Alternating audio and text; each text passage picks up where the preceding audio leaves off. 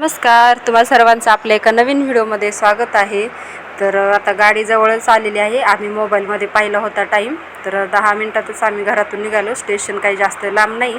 तर आज आम्हाला जायचं होतं संभाजीनगरला. आईला आणि मला, माझ्या वडिलांची चूल ते ॲडमिट आहे दवाखान्यामध्ये, तिला भेटण्यासाठी. समोरच्या डब्यात बसून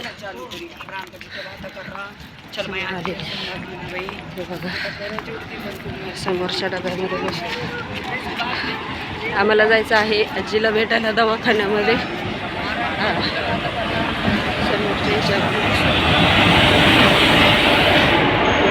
इंजिनच्या मागच्याच डब्यामध्ये आम्ही सगळे बसलो होतो, सगळे म्हणजे आई आणि मी. तर खूप गर्दी होती, काही जागा पण नाही. रेल्वेमध्ये एवढे नालायक लोक असतात ना, जागा असली तरी थोडंसं सुद्धा असं साईडला सरकत नाहीत. परतून एका जालन्याला उतरायचं होतं एका लेडीजला, तर तिने मला इथं जागा दिली बसायला. तर संभाजीनगरला उतरल्याच्या नंतर आम्हाला जायचं होतं माझ्या वडिलांच्या ऑफिसमध्ये. त्यांचा PTR नंबर आणायचा होता, कारण की माझे वडील काही येऊ शकत नाहीत, त्यांची तब्येत खूप खराब असते. तर मी त्यांच्यावर एक व्हिडिओ बनवेनच, तुम्हाला दाखवेन मी माझ्या वडिलांची कंडिशन कशी आहे. मी एकाही व्हिडिओमध्ये माझ्या वडिलांना दाखवलेलं नाही. मग ते काम करायचं होतं वडिलांचं. PTR नंबर घेतला ऑफिसमधून त्यांच्या, कारण की त्यांच्या पेन्शनसाठी लागत होता PTR नंबर. ते नंबर वगैरे घेतला आणि मग गेलो आम्ही आमच्या चुलतीच्या घरी.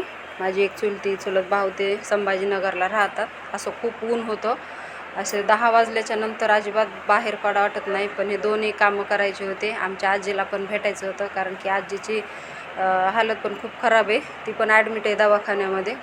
खूप म्हणजे खूपच ओळखू पण येत नव्हती आम्ही ज्यावेळेस तिला भेटायला गेलो दवाखान्यामध्ये. तर चुलती म्हणे आधी इकडंच या तुम्ही. मग माझी काकू, आम्ही सगळेजण, माझी दुसरी एक गावाकडची पण चुलती, आत्या, आम्ही सगळेजण असे 5-6 जणी मिळून दवाखान्यात जाणार होतो.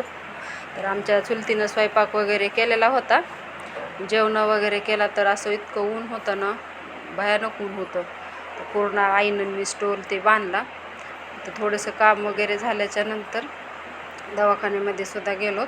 तुम्हाला काही दवाखान्यातलं आम्ही काही दाखवलं नाही. थोडेसे नारळ पाणी 2-3 आणि चुलतीसाठी पण घ्यायचे होते थोडे आंबे, ते लेकरांना घरी खायला. आणि केळी वगैरे होत्या. म्हणावं तसे काय आंबे काय भेटत नव्हते तिथं किराणा दुकानामध्ये सुद्धा आंबे आहेत. हे आंबे पण आणि नारळ पाणी पण, सगळेच फळं. तर आम्ही नारळ पाणी वगैरे घेतलो, घरी पण आलोच. तर घरी आल्यावर पाहतो तर आमच्या गावाकडचे लोक आलेले होते. म्हणजे हे पण चुलतीच आहेत माझ्या वडिलांना भेटायला. मग तुम्ही म्हणता हे काय चालले, आमच्या नणंद भावजायचं चलत असते असं.